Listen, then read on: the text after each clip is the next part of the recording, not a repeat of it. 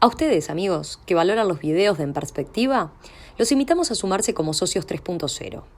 Con un abono mensual permitirán la continuidad y el fortalecimiento de estos canales de periodismo digital. Más información en www.enperspectiva.net/socios. En los últimos años fueron apareciendo varios movimientos ciudadanos que reclaman por causas que no encuentran eco en la mayoría de las organizaciones formales, por ejemplo, partidos, sindicatos o gremiales profesionales. Cada uno de esos movimientos responde a problemáticas y situaciones específicas, pero tienen en común que cuestionan decisiones políticas nacionales y o departamentales. El sábado, varios de ellos se juntaron por primera vez, fue en el Club Atenas de Montevideo. Allí tuvo lugar el Encuentro de Movimientos Ciudadanos. ¿Qué sacaron en limpio? ¿Van a coordinar esfuerzos de ahora en adelante? ¿Nace una nueva forma de hacer política? Son preguntas que vale la pena explorar y por eso a partir de este momento vamos a conversar con uno de los coordinadores del encuentro, Ovenir Sartú, a quien los oyentes lo conocen justamente de las mesas de En Perspectiva. Buen día, Ovenir. Buen día. Y con dos de los muchos participantes, la arquitecta Laura Alemán, miembro de la Asamblea Permanente por la Rambla Sur. Buen día. Buen día. Y Carmen Sosa, miembro de la Comisión Nacional en Defensa del Agua y de la Vida, que buscó someter a referéndum la ley de riego, no tuvieron éxito, no alcanzaron la cantidad de firmas necesarias. Carmen, también bienvenida. Muchas gracias. Les pido más cerca del micrófono. Sí. Comencemos definiendo qué es esto de los movimientos ciudadanos. Bueno, mira, yo integro, aparte de haber coordinado eso, lo hice en calidad de miembro de un grupo que se llama Movimiento Ciudadano UPM2 No, que fue el que convocó este encuentro y invitó a otros grupos. El por qué hacerlo es porque constatamos que había cosas en común en todos estos movimientos. El primer rasgo en común que veíamos es su carácter de movimientos ciudadanos, donde no se actúa en función de pertenecer de adoptar una ideología política determinada o un propósito electoral, sino actuando directamente, es decir, como ciudadanos actuando directamente sobre un problema social en particular. Una decisión que es política, obviamente, pero no es partidaria. Me parecía que ese era un rasgo en común. Y el otro rasgo en común que tenían era que habían elegido caminos, en general, caminos típicamente ciudadanos, republicanos, constitucionales, como son los plebiscitos, como es la reforma constitucional, como es las peticiones, en fin, una serie de mecanismos que son típicamente actitudes ciudadanas, ¿no? Pero, ¿qué diferencia a estos movimientos de otros del pasado? Por ejemplo, aquel que logró derogar la ley de asociación de ANCAP en el año 2003. Bueno, no diría que sea necesariamente distinto a ese. Probablemente ese haya sido un movimiento ciudadano típico, ¿no? Hubo otro también en gobiernos anteriores al Frente Amplio, que intentó derogar la ley de regulación del mercado eléctrico y fracasó. Sí, y la ley de caducidad. Ha habido una cantidad, históricamente ha habido una cantidad de movimientos que han apuntado a actuar sobre realidades políticas desde la condición de ciudadanos. Está bien, pero yo hacía estas preguntas para puntualizar de que no estamos ante un fenómeno nuevo, que no tenga antecedentes. No, lo que tal vez es un poco nuevo es la cantidad de casos. La simultaneidad. La simultaneidad de casos. Creo que se da un fenómeno en el cual hay varios movimientos que están, generando situaciones en forma paralela y simultánea, ¿no? Que eso es quizá un poco lo más llamativo, ¿no? Se da de una manera coincidente, digamos, no coincidente en sus contenidos, sino en el momento y en la tónica de los reclamos, se da una coincidencia bastante llamativa, ¿no? Quien está hablando es Laura Alemán, arquitecta, investigadora en historia de la arquitectura, que integra el movimiento Asamblea Permanente por la Rambla Sur, decía yo. Ya conversamos en su momento, fue ese movimiento que logró frenar ese proceso por el cual se iba a enajenar 2 padrones de la zona del dique Maguá para la terminal de pasajeros de buques fluviales, ¿no? Bueno, y Carmen, ¿qué iba a agregar con respecto a esto de qué son estos movimientos, qué los diferencia de otros? Sí, yo creo que probablemente no haya mucha diferencia con otros momentos de los movimientos sociales, ¿no? En el caso nuestro, la Comisión Nacional en Defensa del Agua y la Vida está desde el 2002. A diferencia de otras comisiones, nuestra comisión se formó fundamentalmente para frenar la privatización del agua, ¿no? Digo, por los años 90 se comenzó a privatizar el agua y en el 2012 formó la Comisión Nacional en Defensa del Agua y la Vida para frenar esa privatización.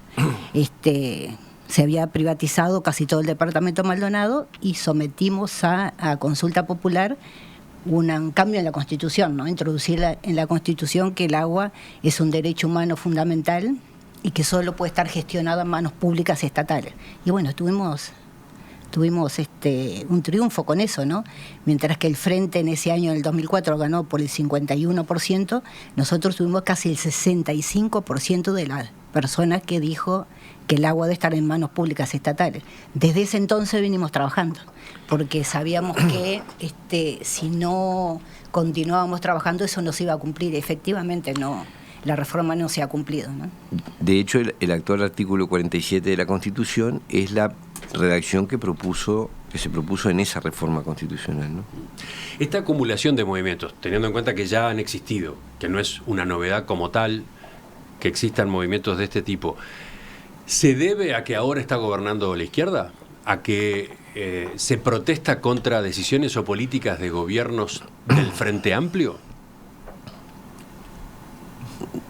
Mi impresión personal es que sí tiene que ver con eso, porque yo creo que hay una serie de demandas ciudadanas que no están encontrando en el espectro, en el sistema político partidario, no están encontrando el eco adecuado y están buscando vías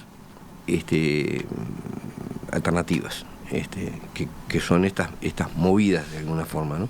Si son cosas que por alguna razón a las cuales el sistema político no les da canales. Pero ¿cuánto cuenta el hecho de que los gobiernos sean del Frente Amplio? Bueno, es que justamente cuando había el Frente Amplio oficiaba como oposición de izquierda, por ejemplo, se oponía a las privatizaciones, se oponía a ciertas... De hecho, la reforma del agua la apoyó el Frente Amplio. Hoy trabaja en contra de este intento. Ese es un cambio, es decir, hay cosas que no... el Frente Amplio pasó de ser un partido que hablaba de estatizar la banca a ser el partido que votó una ley que hace que toda la economía del Uruguay, caso único en el mundo, sea obligatoriamente bancarizada. Entonces, claro, hay ciertas demandas de la población que no encuentran un canal político. De repente hay partidos que respaldan esas cosas, pero son muy poco significativos. ¿Qué dicen ustedes sobre esa misma pregunta? Y yo creo que el tema es que es notorio que ha habido un cambio en el modelo productivo, ¿no? Tenemos un modelo productivo agroexportador que indudablemente está expoliando nuestros recursos naturales, nuestros bienes naturales, ¿no? El caso del agua, el caso de la tierra, digo. Tenemos una extranjerización de la tierra a niveles casi el 50%, ¿no? Digo, es decir, a ver, este modelo del agronegocio evidentemente está impactando sobre todos los bienes naturales, específicamente sobre el agua y la tierra, y bueno, en el caso nuestro es justamente lo contrario a lo que se votó en el 2004, ¿no? Entonces, bueno, sí es el gobierno del Frente Amplio, ¿no? Digo, si fuera otro gobierno también, pero es el gobierno del Frente Amplio que está promocionando estas políticas, ¿no? El último caso fue la votación de la ley de riego, ¿no? Que va en contra absolutamente de lo que dice la Constitución. Sí, bueno, hay toda una discusión a propósito de cuál es el alcance de la ley de riego. Desde el gobierno se sostiene que ustedes ven en ella fantasmas que no existen, ¿no? Sí, casualmente todos los movimientos y toda la academia ven los mismos fantasmas que vemos nosotros. Digo, hay un informe de la Institución de Derechos Humanos que abarca todos los aspectos de la ley de riego, que es clarísima, ¿no? Digo, cómo va a seguir contaminando el agua y cómo va en contra del artículo 47. El Instituto de Limnología, digo, los estudiosos del agua en general han hecho informes que están en contra de eso. No somos nosotros los que solamente lo que decimos eso. Pero escucho ahora a Laura Alemán con la respuesta a la misma pregunta. Sí, yo creo que es algo bastante complejo. Yo en principio no lo tengo tan claro. El movimiento que integro en realidad se define como un movimiento, digamos, creado en torno a una problemática muy específica, ¿verdad? La Asamblea Permanente por la Rambla. Exacto. Y nos hemos propuesto manejarnos en un plano digamos, donde ninguno de nosotros sabe la pertenencia política partidaria, digamos, de los otros integrantes, o por lo menos lo sabemos, pero no es un tema que esté sobre la mesa. Lo que sí, obviamente hay detrás de, digamos, lo que nosotros estamos, bueno, la primera batalla, ¿no?, que de algún modo ganamos, entre comillas, ¿verdad? Y lo que estamos impulsando ahora, de algún modo intenta contradecir un camino, digamos, un modelo, por lo menos en términos urbanos, de visualización de la ciudad y de cómo, hacia dónde tiene que ir Montevideo, que creo que está detrás de algunas iniciativas que se toman, ¿no? Como, por ejemplo, la frustrada iniciativa de instalar todo ese paquete programático en la zona del dique Maguá. Nosotros creemos que eso no es un hecho aislado, sino que obviamente detrás de eso siempre hay más o menos latente o más o menos manifiesto, hay un modelo consciente o inconsciente, equivocado para nosotros, de hacia dónde debe ir Montevideo, ¿verdad? Les hacía esta pregunta y arrancaba con Ovenir planteándola, para seguir entendiendo esta tendencia. Porque puede entenderse, puede analizarse que aquí estamos ante una manifestación de los desencantados, de que es una forma de desencantados con el Frente Amplio. Por ejemplo, desencantados más a la izquierda que el Frente Amplio, ¿no?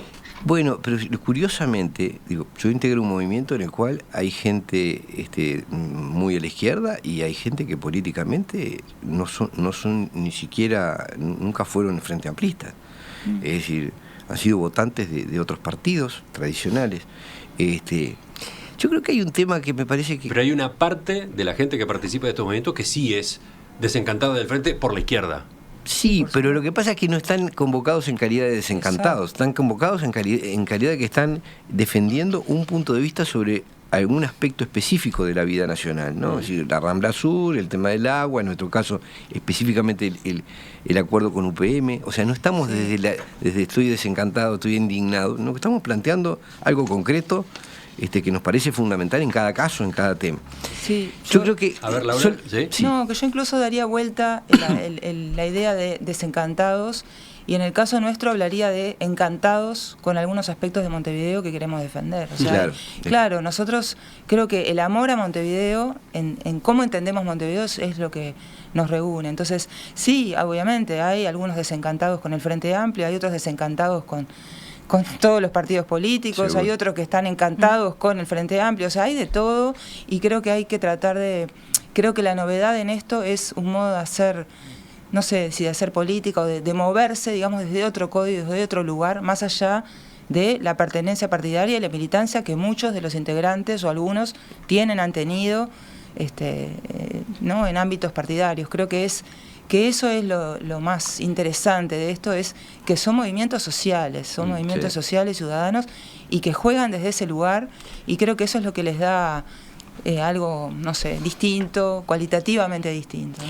Hay un rasgo en común, yo digo que más allá de lo que cada movimiento en sí mismo proclame, hay un rasgo en común que es que todos están oponiéndose a procesos de privatización y generalmente de extranjerización de recursos o áreas de la vida nacional. Eso es un rasgo en común, sobre el que no se ha insistido suficiente, pero que es así. Tú lo mirás y si de alguna manera el modelo económico global tiende a trasladar recursos materiales y poder hacia intereses supranacionales, bueno, estos movimientos de alguna manera se oponen en algunos aspectos a esos modelos. Y yo creo que es la riqueza de los movimientos sociales aquí en el mundo, ¿no? En general los movimientos sociales, en el caso, por ejemplo, de la Comisión Nacional, nosotros tuvimos siempre gente de todos los partidos sentados en la comisión, ¿no? Y ahora igual, digo, creo que va mucho más allá del evidentemente son movimientos políticos, pero va muchísimo más allá de la política partidaria, ¿no? Pero entonces permítanme, ustedes están eligiendo una parte de los movimientos ciudadanos. Pregunto, ¿no es un movimiento ciudadano también el movimiento Por la Vida, que se opuso a la ley de despenalización del aborto y que incluso intentó derogarla? Sí, por supuesto. Sí, no cabe duda que lo es. Pero no está con usted, no por está ejemplo, en esta actividad del sábado. Lo que pasa es que no tiene, en este punto, por ejemplo, que yo te señalaba, no tiene esa coincidencia. Tiene una temática que le es propia, pero que no tiene que ver con la forma de gestión de recursos comunes.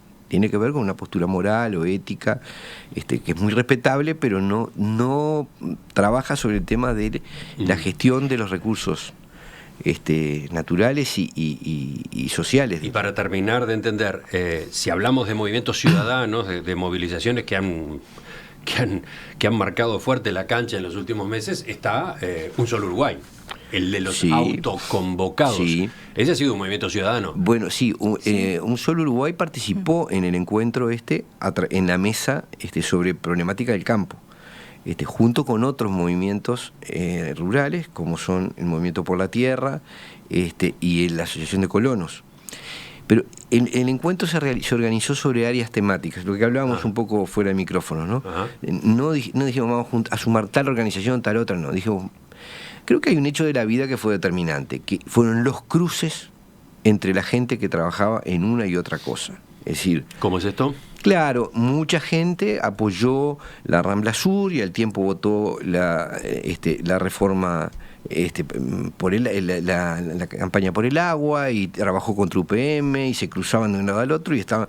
Entonces como que se generaron sinergias y conexiones que nos llevaron a ver que había, cuando me encontrás tantas coincidencias, y bueno, tiene que haber cosas en común entre estos grupos. Sí, a mí me parece que no se puede generalizar en el sentido de que movimientos ciudadanos hay muchos y ojalá siga habiendo muchos, y son movimientos ciudadanos como hay partidos políticos, y el término partidos políticos tampoco implica que todos piensen lo mismo o vayan hacia el mismo, ¿no? Son movimientos ciudadanos y eso indica un modo de actuar, una composición, digamos, de quiénes los integran, desde qué lugar hablan, ¿no?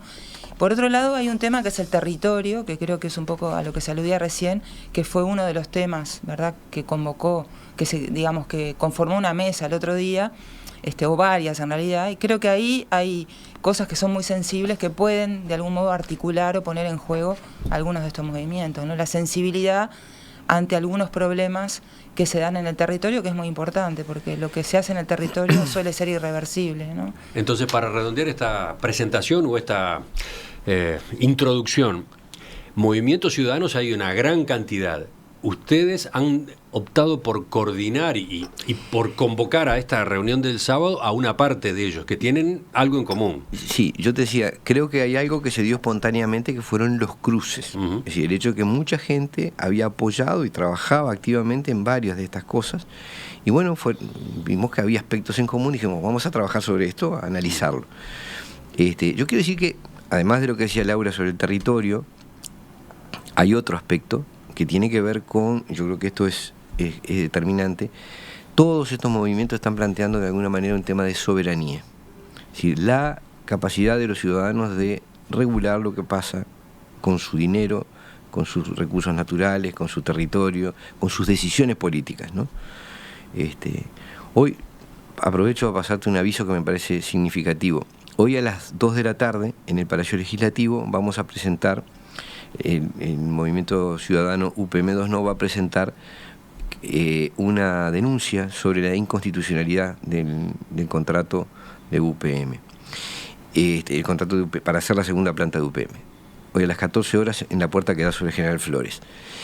Y me parece importante destacar, porque ayer salió una nota en El País referida a este encuentro, y en lo que tiene que ver con la campaña contra UPM2, todo el tiempo habla de ambientalistas. Bueno, no es así. La campaña contra UPM no es predominantemente ambientalista. Sí hay ambientalistas, muchos que trabajan, pero hay muchos que no somos ambientalistas. Yo no lo soy, no porque sea antiambientalista, sino porque no es mi área de especialidad.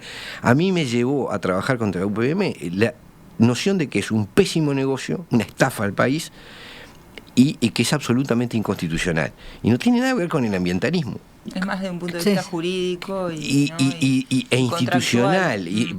Porque cuando tú ves un negocio en el que te atan de pies y manos y está hecho al servicio de una empresa, bueno, entonces quería rectificarlo, digo, porque me parece que es inadecuado asociar todas estas cosas con el ambientalismo. Hay muchos que estamos por otras razones sin perjuicio de que apoyemos las causas ambientales, pero nos mueven además otras cosas, ¿no? Claro, sí, en el caso de la Comisión Nacional estamos declarados en contra de UPM ya desde la primera planta, ¿no? Nosotros trabajamos desde el 2002 en esto.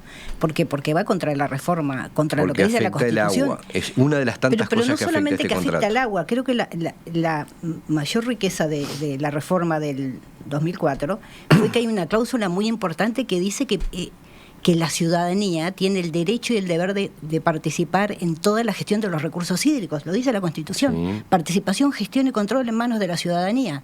Y eso no se ha cumplido nunca. Es decir, ¿qué más impacto que una planta de celulosa en un territorio y en el país en general? Y la ciudadanía no ha participado, ¿no? Entonces, obviamente eso también va contra...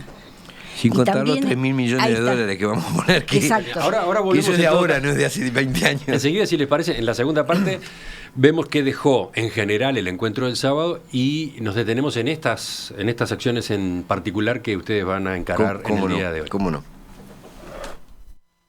En los últimos años fueron surgiendo varios movimientos ciudadanos que pretenden hacerse escuchar con planteos que no encuentran eco en la mayoría de las organizaciones formales, por ejemplo, partidos, sindicatos o gremiales profesionales. Varios de ellos se reunieron por primera vez el sábado en el Club Atenas. Fue el encuentro de movimientos ciudadanos. ¿Quiénes son? ¿Cómo siguen trabajando de ahora en adelante? De eso estamos conversando con Oenir Sartú, Laura Alemán y Carmen Sosa. ¿Cómo definimos entonces a este sector de los movimientos ciudadanos?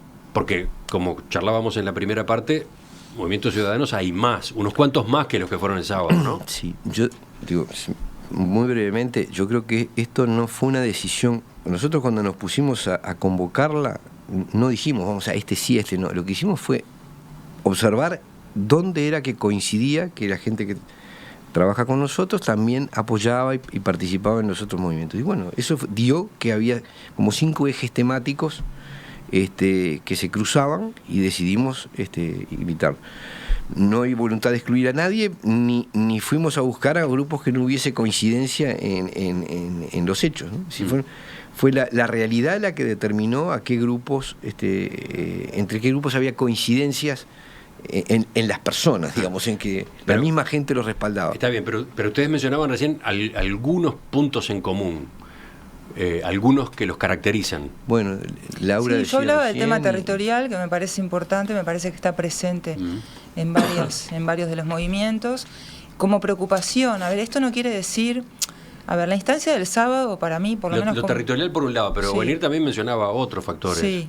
yo decía que hay un tema de soberanía. En todos los casos hay una defensa de tratar de oponerse a una transferencia de poder y de capacidad de decisión a empresas privadas. Ajá. Me parece que Alguna seña de identidad incluye más. el territorio y otros aspectos. Sí, sí, en nuestro caso también es la defensa del territorio y del medio ambiente, ¿no? Y de soberanía también, ¿no? Digo, De la soberanía sobre... de la soberanía sobre nuestros bienes naturales, ¿no? Que creemos que... Bueno, acá tengo unos Está cuantos perdiendo. mensajes de oyentes. Por ejemplo, el de Hugo dice: no creo que sea más de izquierda oponerse a todos los cambios que se proponen en el país. Parece que lo único en común que tienen es la oposición al Frente Amplio. Hay un estilo nostálgico de tiempos pasados, supuestamente bucólicos. Es una actitud reaccionaria, opuesta al progreso, temerosa de los cambios. Este señor sería una voz modernísima en 1900. Es el positivismo al mango, ¿no? Por favor. Después, una aclaración para que no haya confusiones. Movimientos Ciudadanos es la agrupación de Ernesto Talvi. Única, desde mi punto de vista, esperanza de cambio real para poner Uruguay en el mundo y salir del atraso actual del Frente Amplio, a no confundir con el mismo nombre de esta otra tendencia. Encuentro de movimientos ciudadanos. Estamos mezclando cosas que Sí, no tienen claro. nada que ver. La palabra ciudadanos no la inventó Talvi, ni tiene el derecho de usarla. Es decir, Son movimientos ciudadanos porque están integrados por ciudadanos. claro. Y ese es un movimiento casi partidario, tautológico, político sí. partidario, que utiliza Exacto. la palabra ciudadanos, pero no tiene el monopolio de ella, ¿no? Entonces, en la actividad que se desarrolló el sábado hubo 5 mesas, ¿no? Una sobre Sí. territorios en disputa, otra sobre bancarización obligatoria, la tercera sobre el campo, la cuarta el agua y ley de riego, y la quinta contrato República Oriental del Uruguay, UPM. ¿Qué dejó? ¿Cuál podrían decir ustedes que fue el saldo de estos intercambios? No sé si usted Bueno, quiere... para mí fue una primera conversación. O sea, nosotros, cuando digo nosotros, no es que esté hablando en plural, por mí digo sí, hablo del movimiento, ¿no? Decidimos participar, y yo fui como delegada de ese movimiento, no fui a título personal, digamos. Decidimos participar porque nos parecía provechoso tener una primera instancia de articulación, de ver qué están pensando otros, más allá de cosas que ya sabemos, ¿no? Porque conocemos qué es lo que se está manejando en los otros movimientos, pero bueno, una primera instancia de articulación, de conversación, de poner en juego todo eso y bueno, y no se sabe, o sea, a priori uno no puede saber qué alcance va a tener, qué proyección. Creo que siempre hay que ir a conversar, siempre hay que ir a dialogar, sobre todo cuando hay claramente algunos puntos de contacto, como lo que yo planteaba recién, que es la materia en la que yo puedo hablar con cierta claridad, digamos, que es el tema del territorio, ¿no? ¿Pero quedaron en seguir coordinando, por ejemplo, No, concretamente? no hicimos nada orgánico, es decir, Claro. de hecho, la coordinación está dada por el hecho de que la gente coincide, te Claro. dice, mirá, ya pasó tal cosa, acá Exacto. tal otra, y espontáneamente se dio, por ejemplo, en la etapa Sí. final de la campaña por el agua, toda la gente que estaba, en mi caso, en UPM2, no estaba enloquecida juntando firmas por el tema del agua, y angustiadísima porque no se llegaba. Entonces, eso no lo puedes negar, digo, hay un cruce de intereses. Hay una cosa que decía... No, perdón.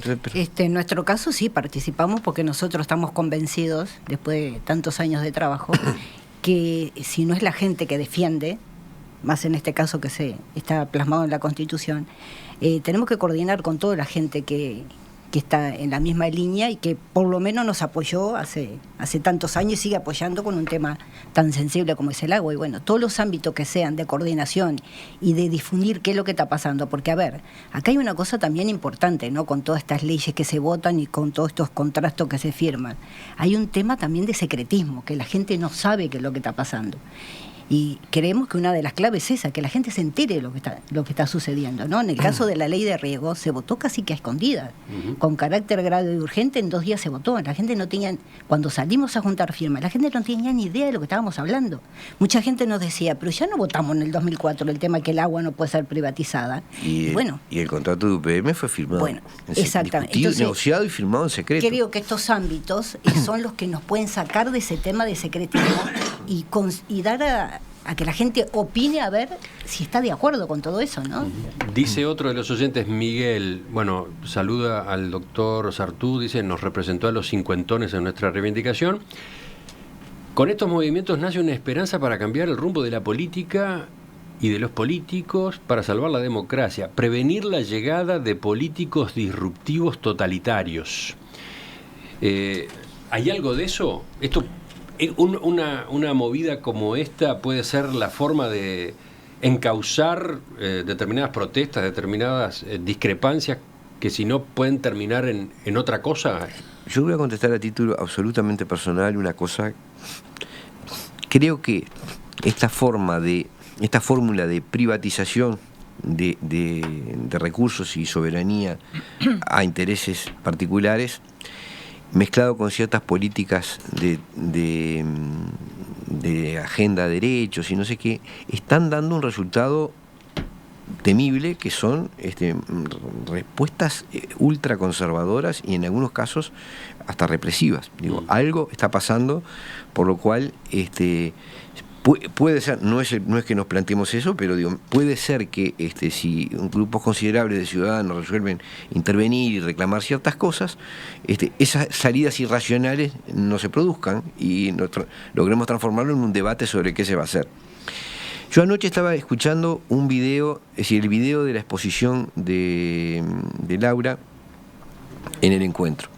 Y ella decía una cosa, decía que la copia, digamos, de lo que se hace fuera, la copia automática de lo que se hace afuera, es un reverendo error. Y eso que ella decía es trasladable a todos los planos, ¿no? Es decir, ¿qué te dicen hoy? Ya no discutimos más sobre si esto es bueno o malo, si es conveniente o inconveniente para la sociedad uruguaya. Lo que se dice es, así se hace en el mundo. Bueno, esto es lo moderno, así son las cosas. Aunque no nos guste, no se puede ponerse contra esto. Bueno, eso es mentira. Es decir, es un discurso interesado, ¿no? Es decir, copio lo de afuera y no me pregunto si sirve o no sirve para la sociedad uruguaya. Es aplicable a todo, es aplicable a la Rambla Sur, es aplicable al agua, es aplicable a la bancarización, es aplicable este asunto de UPM, que es vergonzoso, ¿no? En cuanto al grado de poder que va a tener una empresa privada sobre el Uruguay.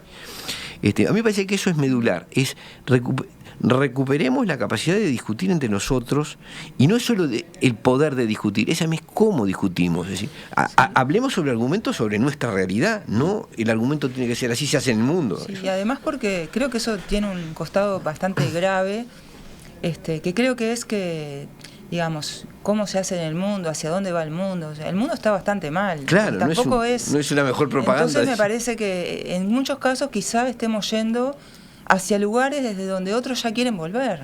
O sea, estamos repitiendo errores y que todavía no cometimos. Entonces, yo creo que eso no es inocente, ¿no? Digo, yo no sé si es inocente o no. Yo lo que veo es que es preocupante y peligroso, ¿no? Ustedes van a continuar coordinando. Pregunta un oyente. Hay varias preguntas es inevitable parecidas, porque ¿no? La gente que está en son las mismas y van a seguir dialogando entre sí, ¿no? ¿Vamos rumbo a un parlamento de movimientos ciudadanos y a la muerte de los partidos políticos?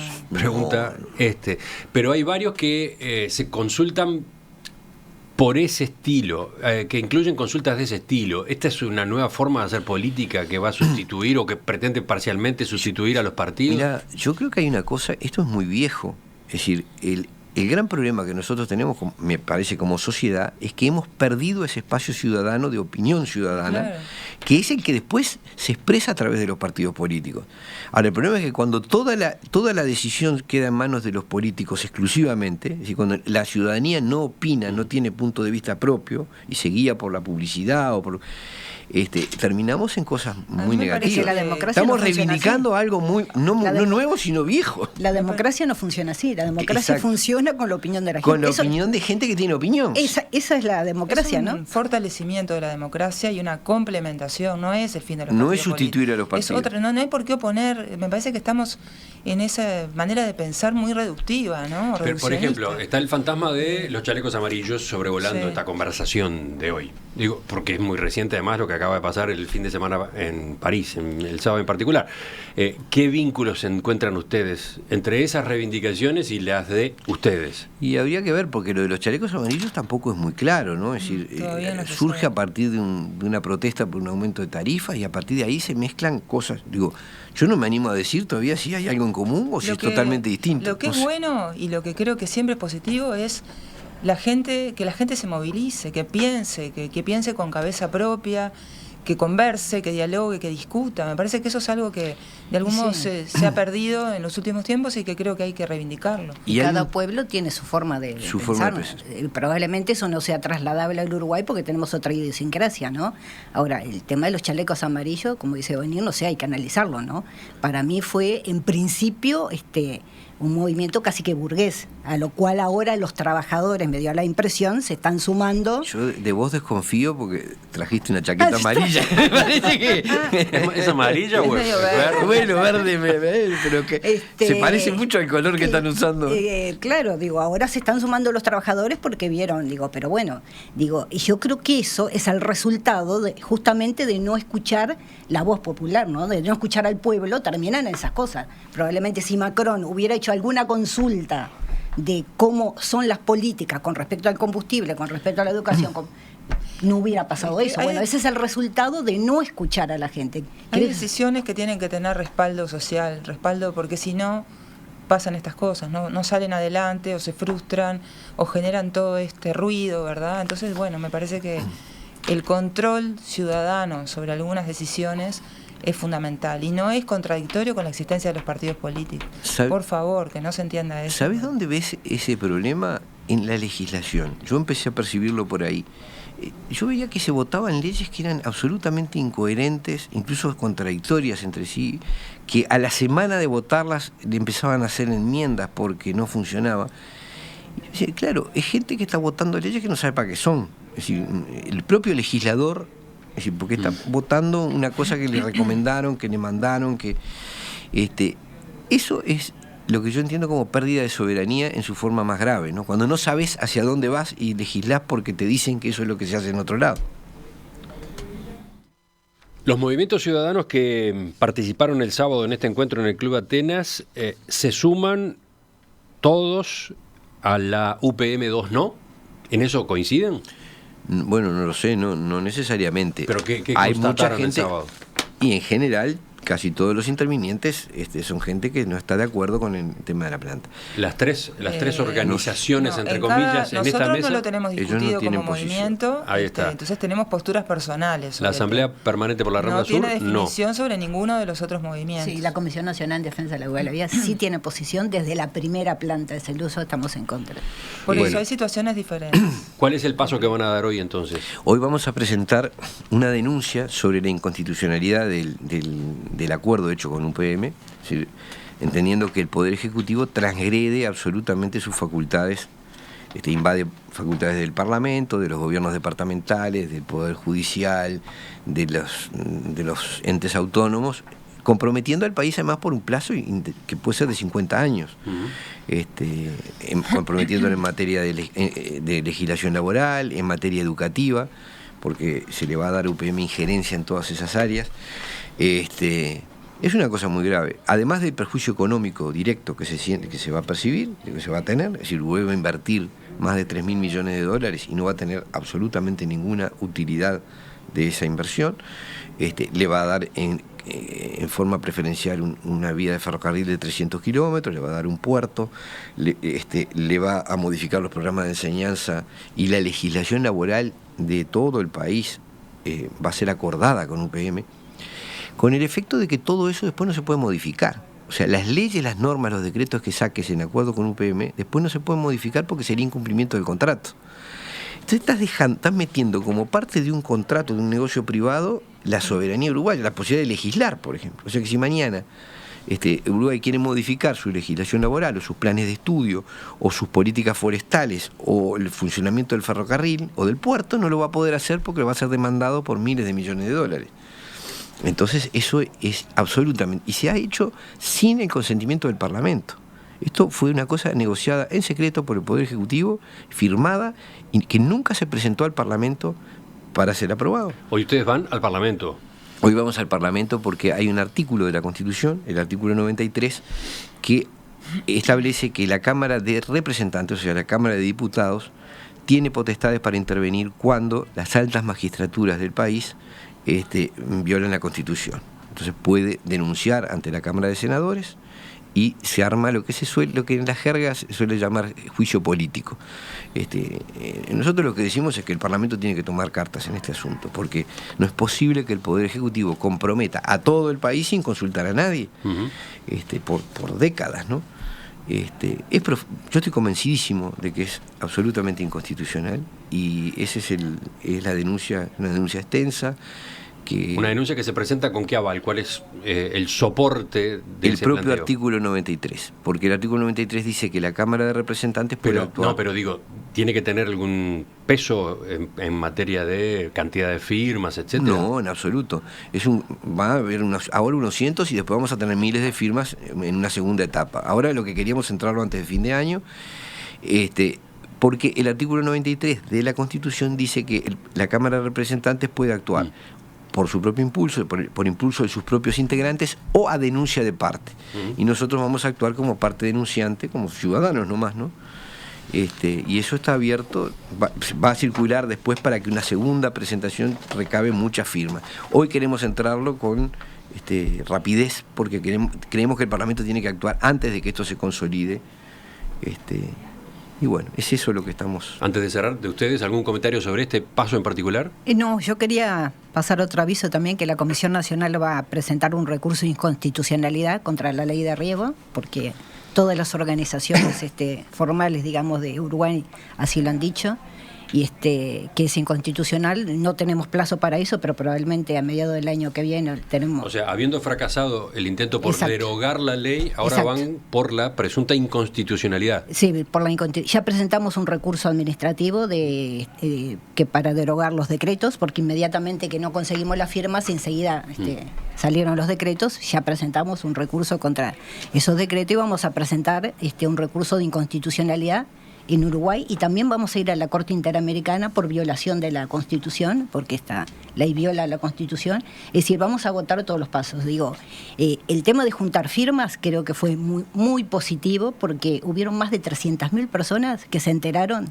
de que había una ley de riego, porque nadie sabía que había una ley de riego. Yo creo que eso es un tema de acumulación, es lo que nos ha mantenido todos estos años en la defensa del agua. Digo, el tema de acumulación, que la gente, bueno, se entere de cómo se está violando la Constitución y cómo se están contaminando nuestros recursos naturales, ¿no? Bueno, que eso es conocido por toda la población, ¿no? Estamos pagando más caro el agua justamente por el tema de la contaminación, ¿no? En el caso de la Asamblea Permanente por la Rambla Sur, arquitecta Alemán, ¿qué piensan hacer de ahora en adelante? Bueno, nosotros, una vez que se frustró la venta de los predios aledaños al dique, lo que estamos ahora es, seguimos reuniéndonos en asamblea todas las semanas. Seguimos conversando con algunos actores que nos han convocado, ¿verdad? La Intendencia de Montevideo, la Facultad de Arquitectura. La idea es, entre otros, pensar alternativas para ese lugar. Es decir, nuestra idea no es que eso quede así, obviamente, porque es un enclave estratégico de la Rambla, ¿verdad? Lo que sí queremos es definir algunas premisas de programa, quiere decir de usos para ese lugar. Un programa que sea inclusivo y no excluyente, que sea público y no privado, ¿verdad? Que habilite un uso plural de ese espacio, que preserve las visuales hacia el horizonte fluvial, fluvio marítimo, es decir, generar o seguir en esta instancia de discusión y de articulación de ideas para promover allí la instalación de algo, digamos, que preserve las condiciones singulares que tiene Montevideo en general y en ese punto en particular. Laura Alemán, Carmen Sosa, Ovenir Sartú, gracias por acompañarnos hoy. Gracias. Gracias. Volvemos a conversar.